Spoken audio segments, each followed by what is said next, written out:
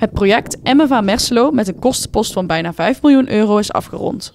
De kinderen van basisschool De Lier mochten de cheque met het overgebleven bedrag overhandigen aan de wethouder. Wow, wat een groot bedrag! 59.632 euro is er maar liefst over. Het MFA-project is een gebouw waarin diverse zaken zijn gehuisvest. Onder andere basisschool De Lier, een basisschool hier van het dorp Merselo. Voor de rest allemaal verenigingsgedeeltes. Dus één groot gebouw voor alle verenigingen in het dorp. Van de voetbalclub, de korfbalclub, de FFA deelt ernemen, de senior Merselo zitten erin. Diverse vergaderingen. Eigenlijk zo'n beetje het hele dorp komt hier samen om zijn activiteiten te doen of te ontmoeten. Nou, we hebben het hele proces hebben we zelf gemanaged. Het project hebben we continu toch wel streng geweest op de uitgaven. We hadden een krap budget en er is ook meegegeven door de gemeente van ga daar zuinig mee om. En dat hebben we ook gedaan. En uiteindelijk, we zaten in de tijd dat wij het geld gevraagd hebben in een periode dat de bouwkosten gigantisch stegen. We hebben een beetje het geluk gehad dat die stabiliseerden en daardoor ook wat geld over hebben gehouden.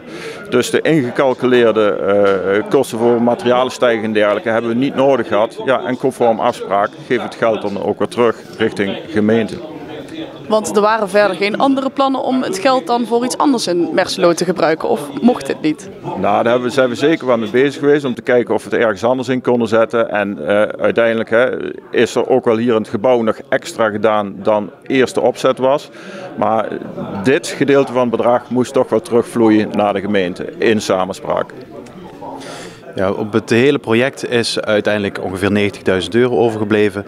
En we hebben in het Schoon door de Po beleid afgesproken dat 2/3 door de gemeente betaalt, 1/3 door het dorp zelf.